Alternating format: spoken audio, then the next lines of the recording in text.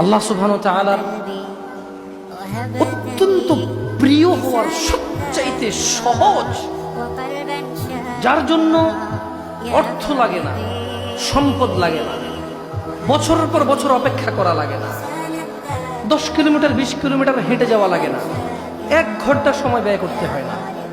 সব চাইতে সহজ ও সব চাইতে উন্নত, সবচাইতে উত্তম মাধ্যম হচ্ছে সালাত, নামাজ।